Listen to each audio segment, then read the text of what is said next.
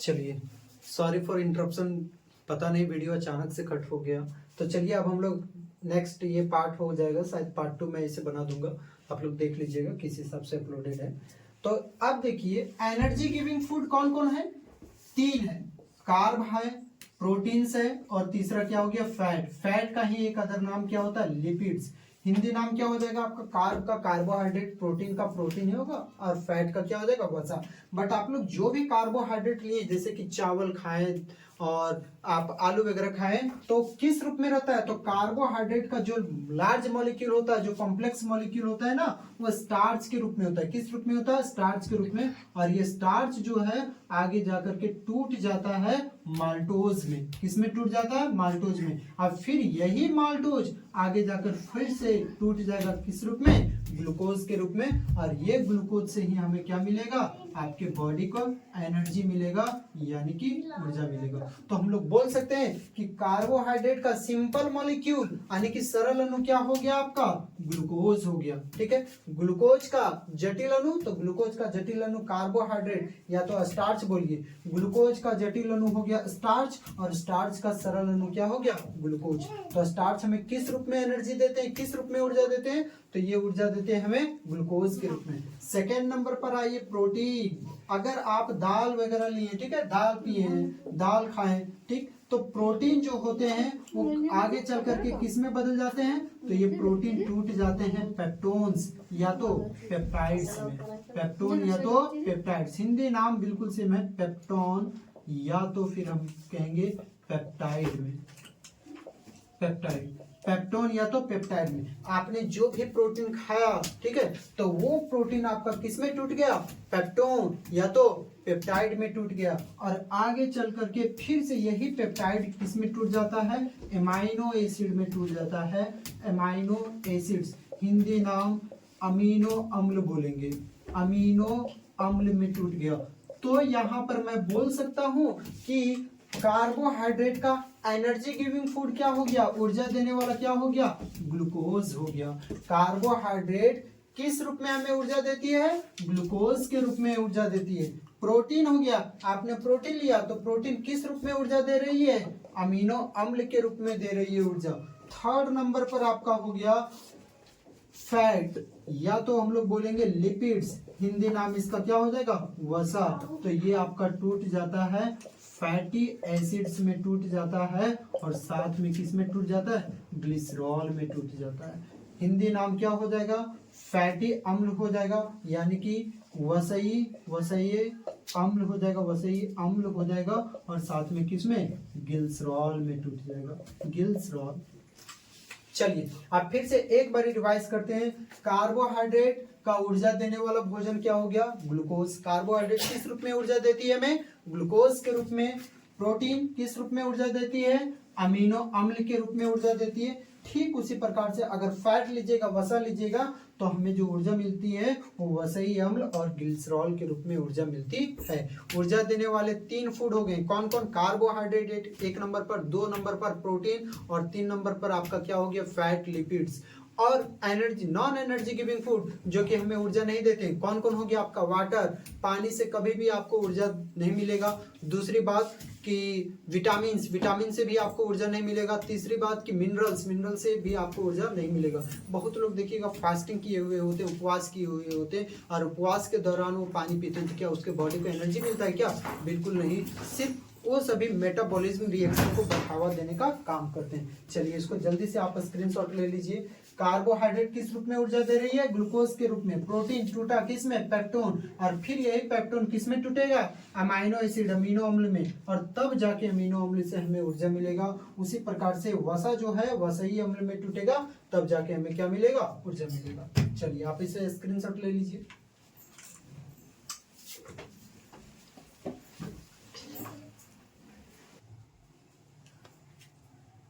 चलिए तो अब मैं आगे बढ़ रहा हूँ डाइजेस्टिव सिस्टम का ही, और भी आगे है कि अब stages of digestion, stages of digestion Hindi में क्या कहेंगे, मैं दोनों ही लैंग्वेज में लिखूंगा आपसे, ताकि आप दोनों लोगों को तकलीफ ना हो, हिंदी वाले मीडियम को भी तकलीफ ना हो और ना ही इंग्लिश वाले मीडियम को।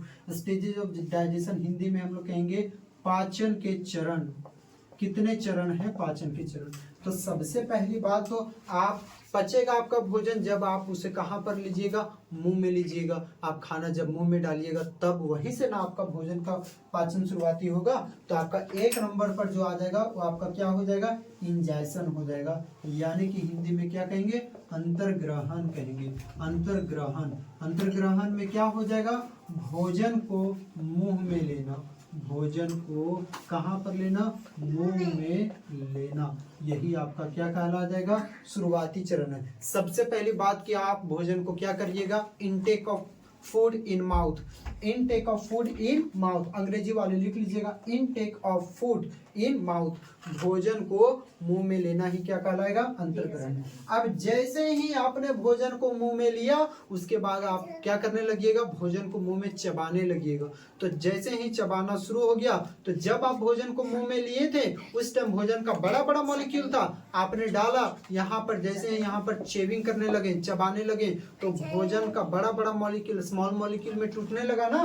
तो ये सेकेंड नंबर पर ही आपका क्या शुरू हो गया, डाइजेशन शुरू हो चुका है, यानी कि हिंदी में क्या कहेंगे, पाचन। पाचन में क्या हो रहा है, जटिल अणु, भोजन का जो जटिल अणु था ना, वो जटिल अणु किस में बदल गया था, जटिल अणु का सरल अणुओं में रूपांतरण हो गया, सरल अणु में रूपांतरण हुआ है यहाँ पर। तो 1 नंबर पर क्या किया आपने, सबसे पहले भोजन को मुंह में लिए, 2 नंबर पर आप वहीं पर भोजन को चबाने लगे, ये आपका क्या हो गया, जटिल अणु का सरल अणु में परिवर्तन, यानी कि पाचन हो गया। 3rd नंबर, जब वो भोजन पच गया तब जाके क्या होगा, उसका अवशोषण होगा, उससे ऊर्जा खींचा जाएगा। तो यहाँ पर 3rd नंबर पर आपका क्या हो जाएगा, जब वो भोजन पच जाएगा तो सर एब्जॉर्प्शन हो जाएगा। एब्जॉर्प्शन मतलब अवशोषण हो जाएगा। और भोजन याद रखिएगा, भोजन का शुरुआती यहाँ पर पाचन हो रहा है, इसमें मैं एक चीज और ऐड कर दे रहा हूँ, आगे के लेक्चर में और डिटेल से समझाऊंगा। भोजन का जो शुरुआती पाचन होगा वो मुंह से शुरू होता है, और अंतिम पाचन कहाँ पर खत्म होता है, तो शुरुआती पाचन मुंह में शुरू होता है, अंतिम पाचन जो होता है आपका छोटी आंत में शुरू होता है, सॉरी खत्म होता है, ठीक है। तो यहाँ पर एब्जॉर्प्शन, जो अवशोषण होगा वो कहाँ पर होगा, ये देखिए, ये आपका हो गया छोटी आंत, इस जगह पर, यहाँ पर छोटा छोटा इस प्रकार से आपका ऊर्जा के रूप में यहाँ पर क्या हो जाएंगे, इकट्ठा हो जाएंगे। ये हो गया आपका small intestine, small intestine, Hindi में हम लोग इसे कहेंगे छोटी आंत, छोटी आंत, ठीक है। आप इसे फुल फॉर्म के रूप में मैं यहाँ पर लिख दे रहा हूँ ऐसा ही, स्मॉल इंटेस्टाइन में यहाँ पर भोजन का क्या हो जाएगा, एब्जॉर्प्शन हो जाएगा, अवशोषण हो जाएगा। अब सर भोजन का अवशोषण हो गया, उसके बाद क्या होगा, तो 4 नंबर पर याद रखिएगा एसिमिलेशन होगा उस भोजन का। अब सर एसिमिलेशन, बहुत बच्चे इसका हिंदी नहीं जानते हैं तो याद रखिएगा स्वांगीकरण। अब देखिए एसिमिलेशन, स्वांगीकरण किसे कहते हैं, यहाँ पर तो सर भोजन तो पूर्ण रूप से कहाँ पर पच गया, छोटी आंत में, लेकिन अगर मान लेते हैं, मैं तो यहाँ पर हाथ से लिख रहा हूँ ना, भोजन तो पेट में पचा है, एनर्जी हाथ से लिख रहा हूँ तो एनर्जी किसे चाहिए, हाथ को चाहिए। मुंह से बोल रहा हूँ तो एनर्जी किसे चाहिए, मुंह को चाहिए। उसी प्रकार से मैं कुछ सोच रहा हूँ तो यहाँ पर भी एनर्जी किसे चाहिए, दिमाग को चाहिए। तो सर खाना तो पचा हुआ है पेट में, एनर्जी हाथ को चाहिए, मुंह को चाहिए, दिमाग को चाहिए, तो वहां तक लेकर के कौन जाएगा, सोचिए जरा सा कि लेकर के कौन जाएगा। तो याद करिए कि हमारे बॉडी में 24 घंटे कौन सर्कुलेट करते रहता है, कौन दौड़ते रहता है, ब्लड ना। तो यहाँ पर क्या होगा, आपका ब्लड जाएगा, ब्लड यानी कि रक्त जाएगा, और ये रक्त क्या करेगा, यहाँ से जो भोजन का छोटा छोटा मॉलिक्यूल जो एकदम ऊर्जा के रूप में हो गया था ना, इस ऊर्जा को अपने में क्या कर लेगा, ब्लड इस तरह से घोल लेगा, ठीक है, इस प्रकार से घोल लेगा। और अलग अलग पार्ट, जैसे कि अगर आप कुछ सोच रहे हैं तो कुछ ऊर्जा ब्रेन को दे देगा, अभी मैं हाथ से लिख रहा हूँ तो कुछ ऊर्जा किसको दे देगा, हैंड को दे देगा, अभी मैं मुंह से बोल रहा हूँ कुछ ऊर्जा किसे दे देगा, माउथ को बोल दे देगा, ठीक है। तो इस प्रकार से एनर्जी का डिस्ट्रीब्यूशन हो जाएगा। अब मुझे लग रहा है कि आप लोगों को कुछ कुछ समझ में आता होगा। 1 नंबर पर पहले क्या किया, मैंने भोजन को मुंह में लिया। 2 नंबर पर क्या किया, जैसे भोजन को मुंह में लिया तो क्या, 1 मिनट,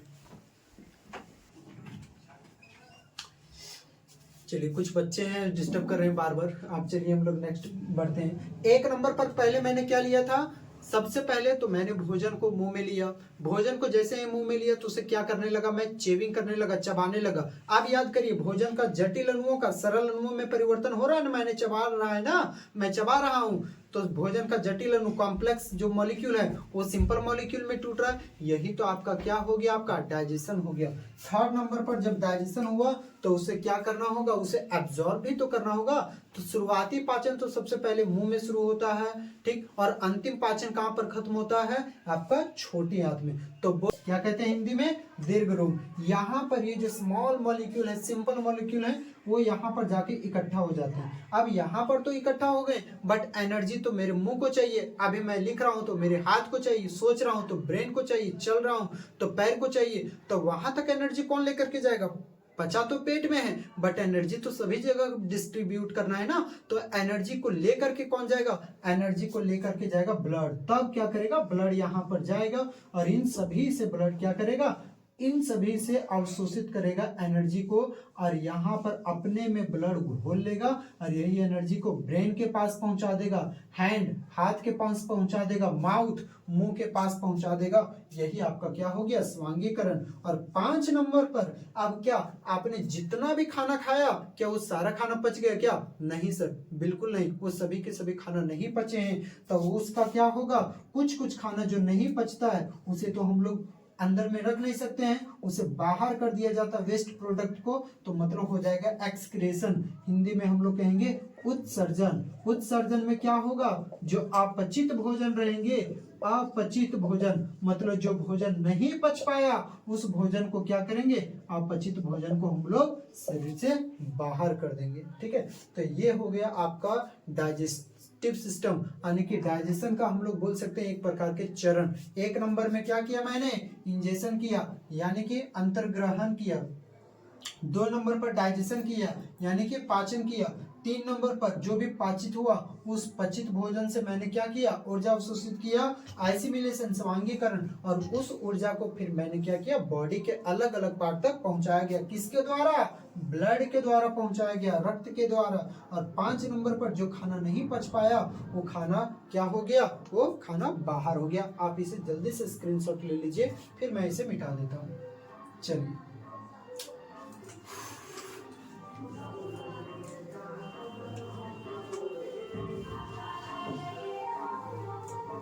एक बार हम लोग रिवाइज करते हैं कि अभी तक हमने क्या पढ़ा।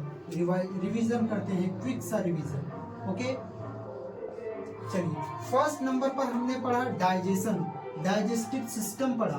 डाइजेस्टिव सिस्टम के ये तो सिर्फ इंट्रोडक्शन, अभी मैंने चैप्टर स्टार्ट भी नहीं किया, ये ओनली और ओनली इंट्रोडक्शन है। अब डाइजेस्टिव सिस्टम कहते किसे हैं, तो याद रखिएगा, ग्रुप ऑफ ऑर्गन, अंगों का वैसा समूह जो कि भोजन को क्या करने का काम करते हैं, भोजन को पचाने का काम करते हैं। और शरीर का जो जो अंग एक साथ मिल करके भोजन को पचा रहा है ना, वो सभी के सभी किस में आ जाएंगे, डाइजेस्टिव सिस्टम में आ जाएंगे। उसके बाद फिर मैंने यहाँ पर पढ़ा कि जो भी भोजन कैसे पचता है, क्योंकि हम लोग भोजन का कौन सा मॉलिक्यूल लेते हैं, कौन से अणु लेते हैं, जटिल अणु लेते हैं। अब ये जटिल अणु किस में परिवर्तित हो जाता है, सरल अणुओं में परिवर्तित हो जाता है। तो जटिल अणुओं का सरल अणुओं में परिवर्तित होना ही क्या कहलाता है, आपका डाइजेशन कहलाता है, पाचन कहलाता है। बट ये जटिल अणु का सरल अणुओं में परिवर्तन कौन करता है, तो इसका परिवर्तन करता है एंजाइम। कौन करता है, एंजाइम करता है। एंजाइम हमारे शरीर का क्या होता है, जैव उत्प्रेरक होता है, जो कि भोजन के जटिल अणुओं का सरल अणुओं में रूपांतरण तेजी से करवाता है। अगर एंजाइम नहीं रहता ना तो हमें भूख नहीं लगती, बहुत दिनों के बाद मेरा खाना पचता। इस कारण से एंजाइम का होना अति आवश्यक है। उसके बाद फिर यहाँ पर मैंने डाइजेशन कौन करवाया, डाइजेशन एंजाइम करवाया। फिर उसके बाद हम लोगों ने क्या पढ़ा, स्टेजेस ऑफ डाइजेशन। डाइजेशन के स्टेजेस कितने हैं, तो 1 नंबर पर अंतर्ग्रहण हुआ, 2 नंबर पर पाचन हुआ, 3 नंबर पर आपका एब्जॉर्प्शन हो गया यानी कि